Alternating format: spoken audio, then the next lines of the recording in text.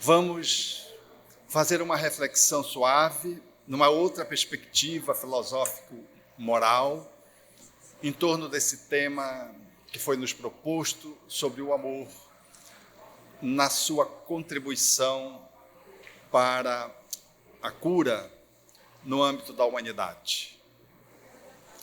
Procurei-te desarvorado e triste pelas terras distantes, em loucas aventuras com os outros, sem conseguir encontrar-te. Aonde chegava a minha ansiedade, deparava-me com as marcas dos teus pés no chão. Cobri os meus sonhos de angústia, dilacerando todos os meus sonhos em vãos movimentos para te encontrar. Exauri-me sem resultado feliz e caí vencido. Defrontei-me um dia com duas estrelas que se apagavam nos olhos de uma criança abandonada e amei-a. A sua voz sem palavras e a música da sua necessidade fizeram-me encontrar nós três, o próximo, a mim e a ti, soberano Senhor da minha vida. Não cesses de cantar, ó brisa ligeira que passeias pelo vale, nem interrompas o teu curso, ó água transparente do regato. Toda musicalidade que embala a natureza faz-se partitura para que o cantor destrave a voz da sua garganta e inunde o mundo de harmonias. É a fala de Rabindranath Tagore, através da combinação de dois médios, Vera Coim, pernambucana, e Divaldo Franco, baiano, nessa demonstração da vida após a morte, dado o viés poético dos espíritos, no caso Tagore, trazendo um conteúdo fascinante em profunda consonância com o pensamento espírita. É uma grande síntese de que fala que nós estamos vocacionados para encontrar o divino e nos desencontramos nessa busca desenfreada, sem nos darmos conta de que podemos encontrá-lo na relação. Sim, é da tradição judaico-cristã o encontro de um expert na lei que, tentando de alguma forma embaraçar o Cristo, haveria de lhe perguntar o que ele deveria fazer para alcançar a felicidade, a vida eterna, a plenitude numa linguagem psicológica da atualidade. E Jesus lhe responde: o que é que tu lês na lei, na tradição? E o mestre, o doutor, demonstrando sabedoria intelectual, bom juízo de memória, estar em dia com a sua tradição religiosa, cultural, diz: é necessário amar a Deus sobre todas as coisas e amá-lo de todo o coração, com todas as forças, de todo o entendimento e de toda a alma. E o próximo como a si mesmo. E Jesus diz: é isso, vai e vive. Significando que o doutor conhecia, mas não vivia. Por isso buscava a plenitude. Estava desencontrado. E o doutor ficou muito embaraçado, porque era uma tentativa de engrupir Jesus. E acabou que, no diálogo, ele ficou numa saia justa. E para não perder a pose, para não perder o tom, tentou escapar de uma forma elegante, dizendo: sim, mas quem é o meu próximo? E Jesus constrói aquela parábola do samaritano, que todos conhecemos, e quando ele conclui a palavra, Jesus diz quem te parece ter sido o próximo daquele que tinha tombado no caminho? Ou seja, que agiu com amor. E o doutor da lei haveria de dizer: aquele que usou de misericórdia para com ele, com o caído, com o que estava lesado, semi-morto. Porque ele não podia dizer samaritano, porque era deselegante. Os samaritanos eram heréticos, era da contracultura, se questionava a sua identidade judaica.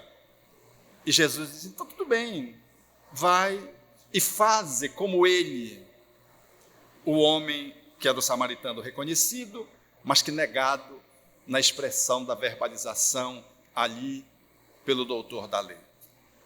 Essa é a tradição judaico-cristã que o Espiritismo alinhava de uma forma muito elegante, quando Herculano Pires há de afirmar de que nós fomos criados à imagem e semelhança do divino, resgatando a visão do Gênesis, dizendo que nós somos espíritos e que somos filhos do grande Espírito revelado por Jesus à mulher samaritana.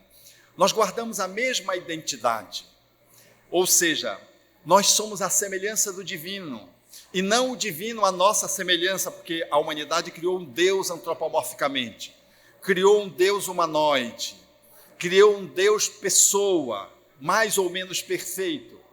Nós invertemos a análise dessa proposição da Gênese e nos perdemos nessa relação com a divindade. Ela ficou com todas as imperfeições humanas, caprichosa, atrapalhada, um Deus que tem preferências, que tem predileções. E Herculano Pires faz esse resgate, estudando Kardec em O Livro dos Espíritos, mostrando que a nossa identidade é a identidade semelhante à do divino. E essa fala vem ao encontro exatamente daquela quando Jesus diz, na sua tradição, evocando Davi, de que aquilo que ele fazia no campo da sua movimentação no mundo, de que nós podíamos fazer na mesma dimensão e até fazer muito mais. Então, ao afirmar isso, ele dizia: ouviste o que foi dito aos antigos, vós sois deuses, dando um significado da nossa identificação com o divino. Nós somos deuses, porque somos espíritos.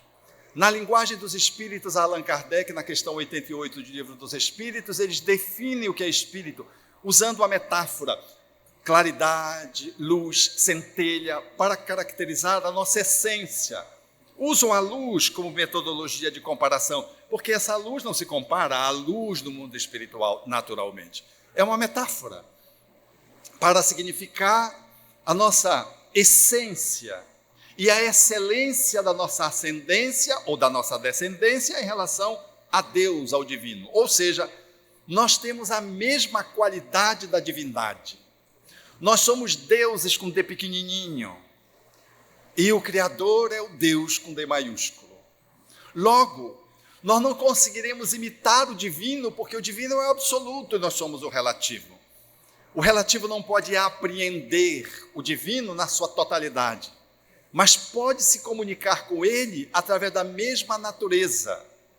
Se nós não podemos ser o divino tal como ele é, nós podemos nos relacionarmos com ele e no mundo com a mesma característica, com a mesma vocação divinal, porque temos a mesma natureza, nós temos essa mesma origem, nós temos esse mesmo DNA. Então, nós podemos nos expressar divinamente, sendo filhos, podendo ser tão perfeitos quanto o Pai o é, na fala de Jesus, na perspectiva do nosso avanço, expressando a divindade, podendo chegar a ser um espírito crístico, que Paulo haveria de dizer em O Livro dos Espíritos, o homem-deus, mas esse Deus sempre com um Deus pequeno.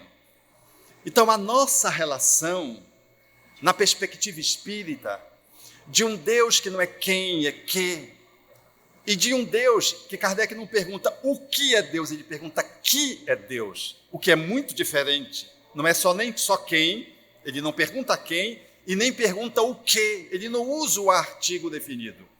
Ele pergunta que é Deus. A nossa relação, portanto, com a divindade nos empodera na nossa perspectiva de filiação e nos dá a condição de podermos usufruir desse link com o divino, nos empoderando de que nós temos a mesma natureza. E se temos a nossa mesma natureza, nós podemos nos relacionar nessa perspectiva sagrada.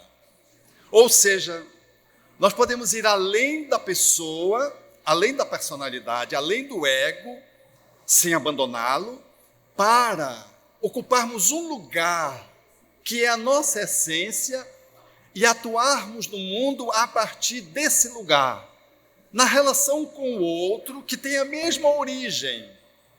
Então, amar a Deus sobre tudo não é se distanciar da humanidade, não é se isolar, não é para o deserto, para a montanha, que tudo isso pode ser importante no sentido de desenvolvimento de algumas competências, mas de que amar a divindade mesmo é poder exercer esse amor nessa perspectiva que a tradição traz, do coração, do entendimento, das forças e da alma, portanto, uma perspectiva integral, fazendo em relação ao divino, àquele que o representa, que está na tua frente, que é o outro, porque o outro é um Deus.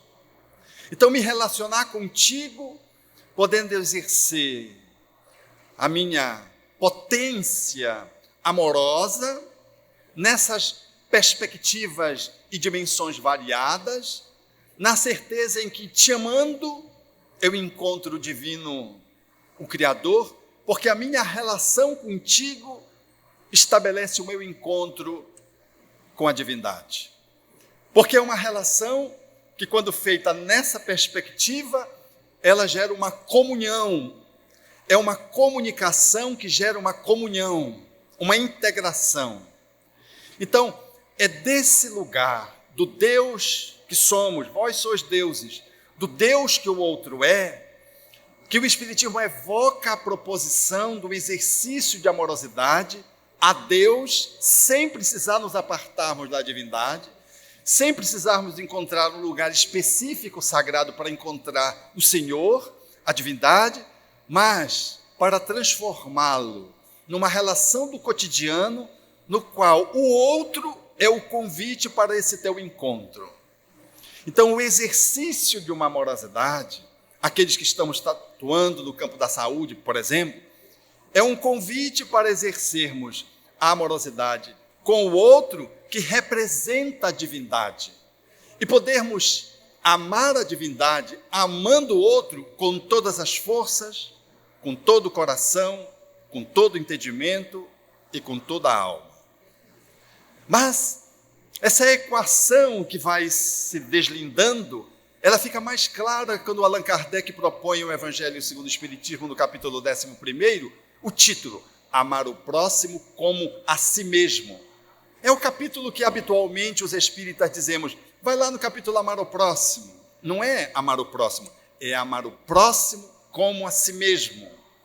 Essa abreviação que a gente faz, ela acaba indo ao encontro de uma redução que nós fazemos da compreensão da amorosidade que deve ser evocada para o nosso exercício cotidiano. É amar o próximo como a si mesmo.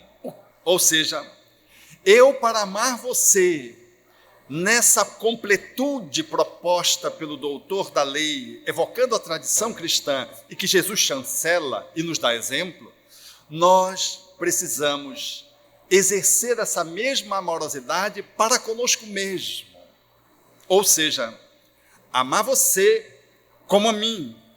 A medida que eu chego em ti é a medida que eu chego em mim. Eu sou contigo como eu sou comigo. A minha relação direcionada a você, ela traduz como eu estou comigo.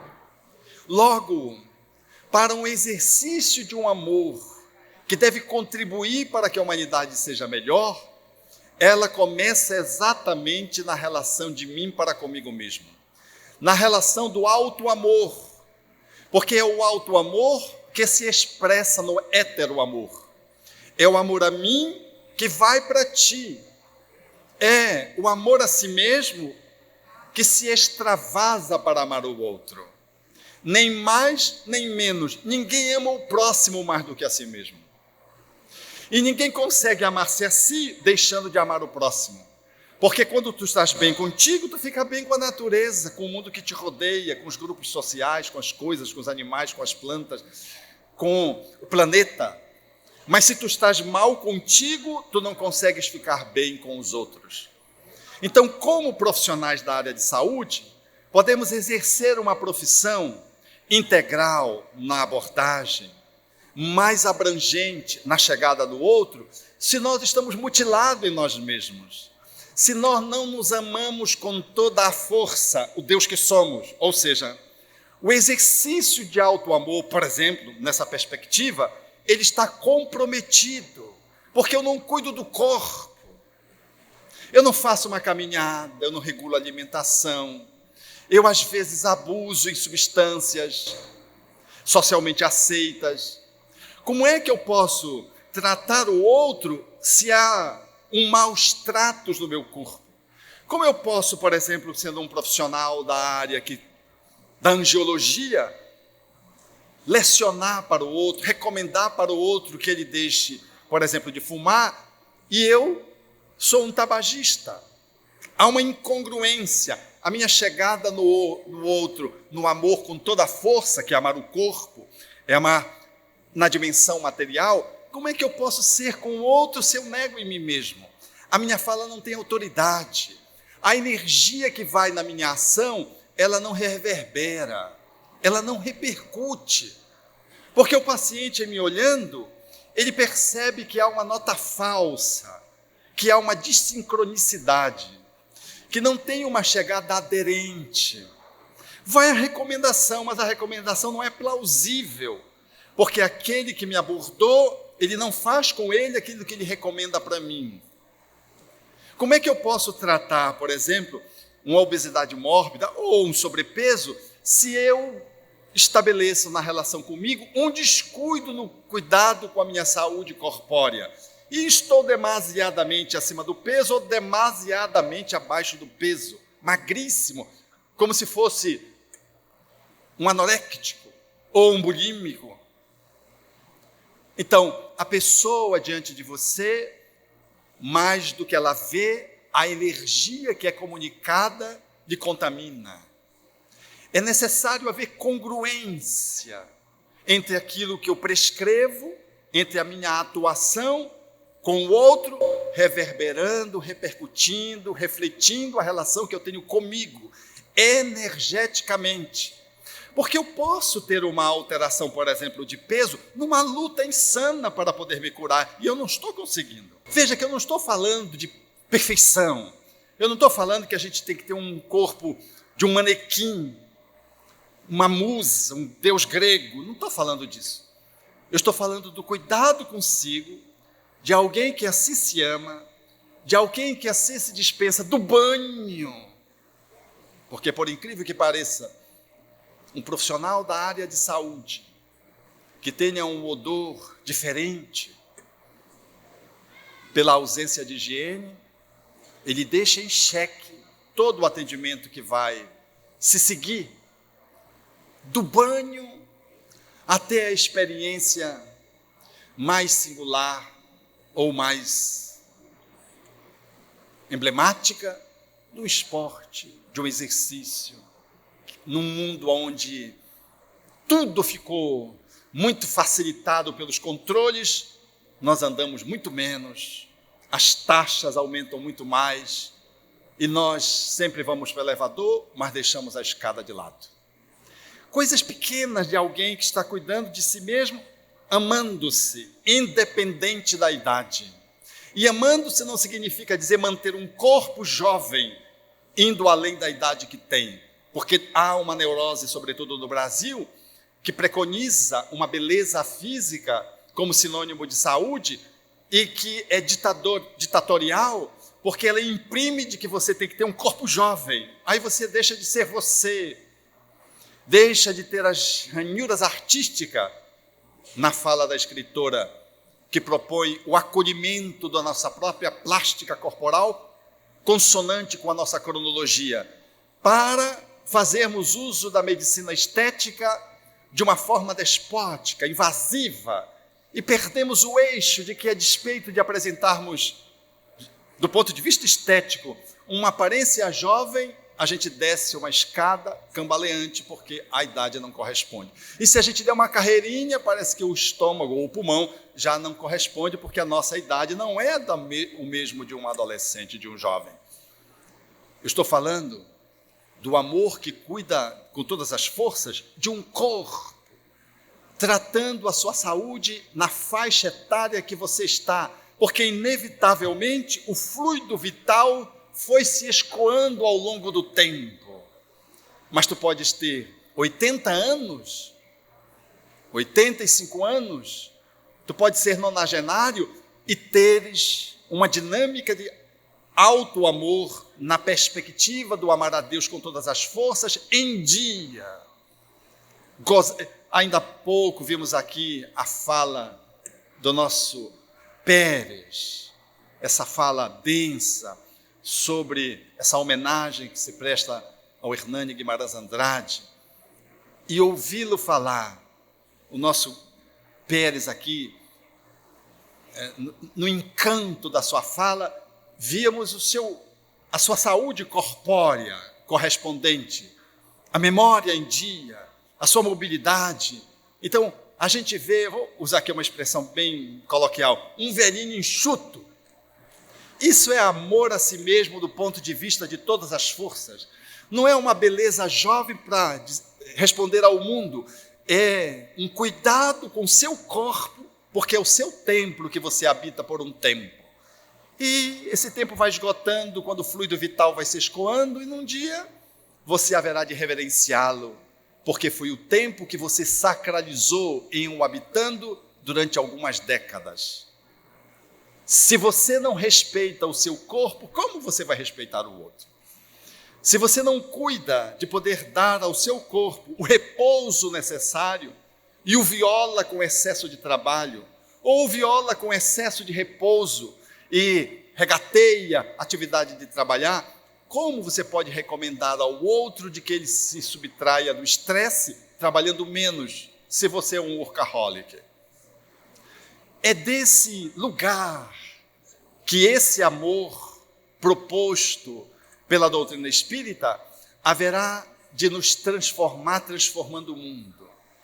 Do exemplo de bom exemplo que eu dou, sem nenhum perfeccionismo, sem nenhuma neurose, sem nenhuma hipocrisia, de alguém que assim vai se cuidando do seu corpo, amando com todas as forças, da sua emoção, amando com todo o seu coração, com todo o entendimento, amando da sua cognição, da sua intelectualidade.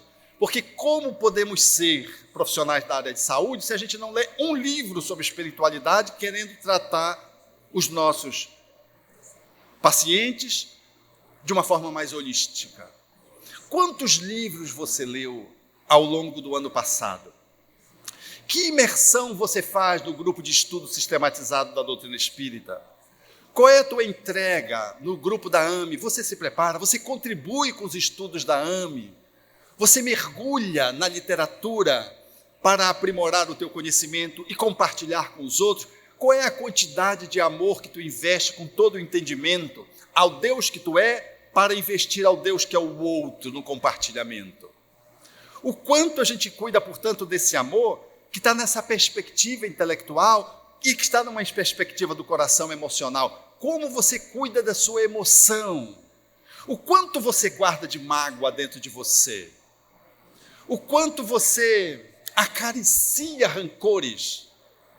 O quanto você está refém de culpas que estão levando você para um infarto do miocárdio cronologicamente, numa contagem regressiva, porque você não abre mão de se autopunir usando o chakra cardíaco, mobilizado por uma culpa da qual se transformou em remorso, portanto uma culpa tóxica, e você não abre mão disso. Eu vi uma colega patologista, certa feita, que cometeu um erro médico. E o diagnóstico sugeriu uma intervenção que não foi letal para o paciente, mas foi um erro. E o paciente entrou contra o hospital, contra o cirurgião, contra os médicos, contra a patologista, contra todo mundo, entrou com uma ação. E ela veio trabalhar nessa questão, porque de qualquer forma ela tinha errado. Porque às vezes a gente não quer ser humano, a gente quer ser espírito perfeito. Quem está reencarnado está com a possibilidade de ensaios. Nós podemos cometer erros. Você pode atravessar uma preferencial, mesmo não usando medicamento, não estando depressivo, não usando droga.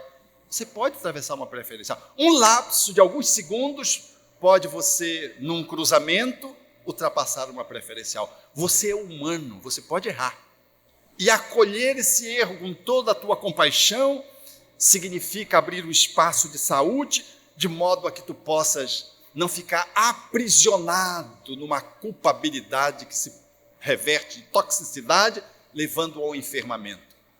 E essa patologista, quando nós fizemos um trabalho terapêutico nela, ela fez uma imersão e ela viu como ela estava projetando inconscientemente tratar aquele ensaio e aquele erro consequente em relação àquela leitura de uma lâmina que ela tinha feito. Ela estava programando-se morrer do coração. Entrou numa crise compulsiva de choro, fez uma grande catarse, botou a mão no peito e começou a gritar, expressando de que ela deveria morrer de infarto do miocárdio. Aí eu lembrei de André Luiz, que diz que você adoece colocando no corpo, na parte que você localiza a sua culpabilidade. E é naquele lugar, em nível do psiquismo, através do corpo perispiritual, você gera uma predisposição mórbida e você adoece na dimensão do corpo, no local do corpo, aonde você coloca a sua encrenca não trabalhada. Lá, a evolução em 2 mundos, predisposições mórbidas e invasão microbiana. 2 capítulos que nós não podemos deixar de estudar.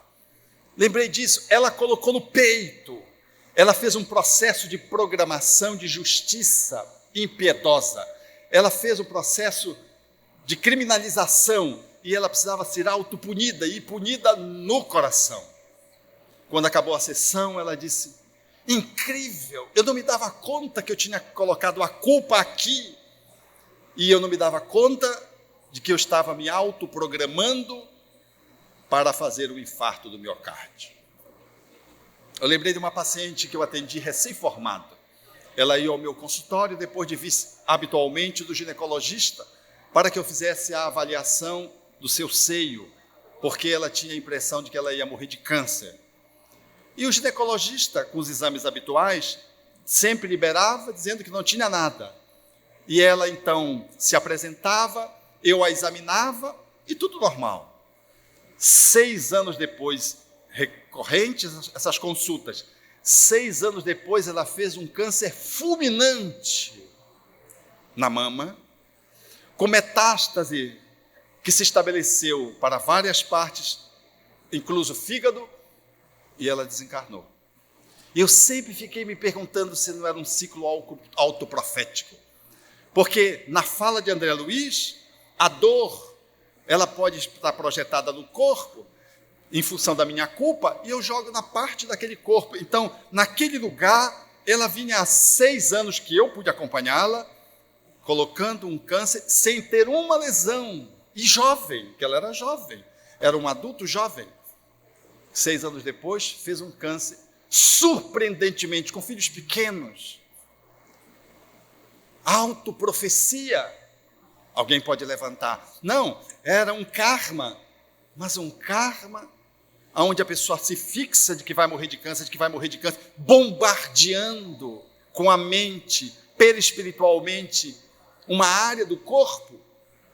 Era o que essa patologista ia fazendo na culpabilidade. Então, aqui, amarmos-nos com todo o coração. Como é que eu posso amar a você e recomendar a você que você tem que lidar melhor com a sua agressividade para ter menos problemas no chakra solar e problemas no estômago e consequência para um intestino irritável se você é agressivo desmedidamente?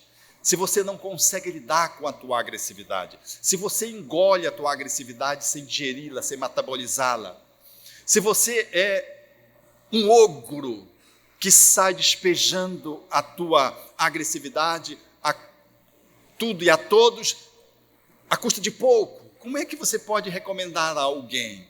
A tua energia, a fala pode ser até coerente, a receita pode ser até de recomendação, pode ser adequada, mas a energia que vai junto com o que está escrito, não é a mesma.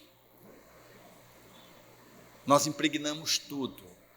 Lembro-me desse momento de Chico Xavier, quando uma mãe dizia que o filho estava, eu vi essa fala do filho, o filho estava na Inglaterra, telefonava para a mãe com muita saudade, e tinha um telefone que era um telefone bichado, e todo mundo podia falar daquele telefone que não pagava, e o pessoal fazia fila para falar daquele telefone, e ele meio que adolescente, falava com a mãe, e reclamava com a mãe, porque a mãe, ou seja, falava muito com a mãe, porque a mãe não escrevia para ele, naquela época que não tinha Zap ainda.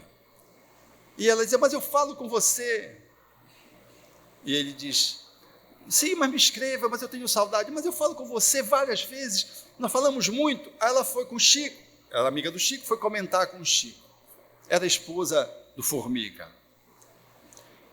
E que chegou para o Chico e contou que o filho estava na Inglaterra, que falava com ela frequentemente, mas que ele reclamava muito porque ela não escrevia.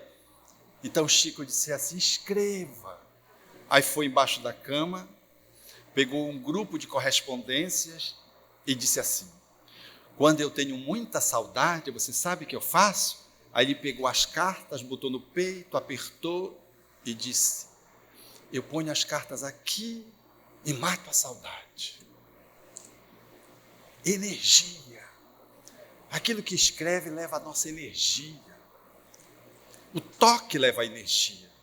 A forma como você toca a pessoa, você examina a pessoa, a tua chegada é um campo de energia. Mas os teus objetos levam a energia. Aí está a psicometria demonstrando isso claramente. A receita vai, mas a energia não acompanha. Amar-se com todas as forças, com todo o coração, com todo o entendimento, com toda a alma. A alma fala dessa dimensão metafísica da nossa transcendência.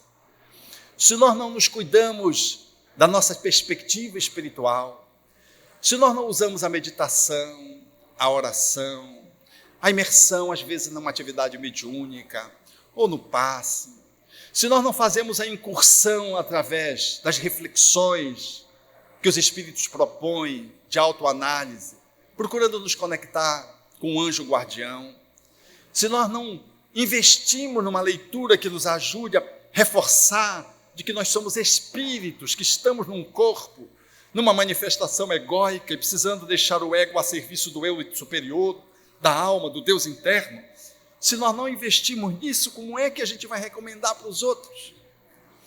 Se nós não nos amamos nessa perspectiva, o Deus que somos, como é que vamos amar o Deus que é o outro?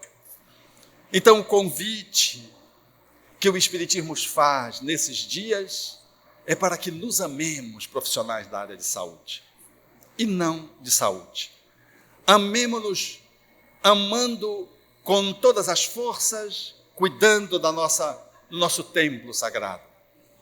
Com todo o coração, tratando de todas as nossas emoções, ansiedade, alegria, tristeza, raiva, esse conjunto do cérebro límbico, amando-nos com todo o entendimento, cuidando da nossa cognição, da nossa intelectualidade, desse cérebro que vai para além do límbico, falando do nosso córtex, e amando-nos com toda a alma, buscando a epífise, a nossa transcendência, para poder, e nos amando assim, poder ter uma chegada no outro, que não é programada, ela é espontânea, ela faz parte do cotidiano. E não é só na área de saúde, é onde estivermos, podermos ser um amor que contribui aonde está, para que a humanidade seja melhor. Estaremos nessa perspectiva, num grande encontro com a divindade, na rua, no ambiente de trabalho, em casa, no elevador, porque você está tão bem consigo mesmo, que é como se fosse uma rosa portentosa que se abre e se perfuma a si mesmo, e inevitavelmente expressa o seu aroma no entorno, perfumando pessoas, coisas, planetas, espíritos. Aonde você está, vai com você a sua atmosfera espiritual, segundo Allan Kardec. e você vai fazendo no mundo aquilo que você está fazendo no seu mundo interior. Você vai amando a Deus lá como reflexo do amor a Deus que és tu. E nesse amor, tu te encontras com a divindade. E deixas de ser um andarilho, caminhando desarrazoadamente, perdido de si, sem roteiro, sem bússola, sem GPS, para seres um peregrino, porque tu sabes qual é o caminho que tu deves fazer, e a tua caminhada tem o estilo da amorosidade. E não importa quanto tempo tu vais estar como profissional atuando, quanto tempo tu vais estar no corpo, importa que tu estás caminhando amorosamente. Não importa o dia que tu vais chegar no portal de chegada, importa mais é a caminhada amorosa do que a chegada propriamente dita. Porque tu estás caminhando dentro de um processo de comunhão, de usufruto com a divindade, conectado com a divindade e dando o teu melhor para aqueles que caminham contigo ao teu lado ou que circunstancialmente cruzam o teu caminho. Você é um peregrino que encontrou o divino, porque encontrou-se a si mesmo através do espelho que é o outro, como propõe a poesia de Tagore. Procurei-te, desarvorado e triste pelas terras distantes, em loucas aventuras com os outros, sem conseguir encontrar-te. Aonde chegava a minha ansiedade, deparava-me com as marcas dos teus pés no chão. Cobri os meus sonhos de angústia, dilacerando os meus sonhos em vãos movimentos para te encontrar. Exauri-me sem resultado feliz e caí vencido. Defrontei-me um dia com 2 estrelas que se apagavam nos olhos de uma criança abandonada e amei-a. A sua voz sem palavras e a música da sua necessidade fizeram-me encontrar nós 3, o próximo, a mim e a ti, soberano Senhor da minha vida. Não cesses de cantar, ó brisa ligeira que passeias pelo vale. Nem interrompas o teu curso, ó água transparente do regato. Toda musicalidade que embala a natureza faz-se partitura para que o cantor destrave a voz da sua garganta e inunde o mundo de harmonias. Obrigado.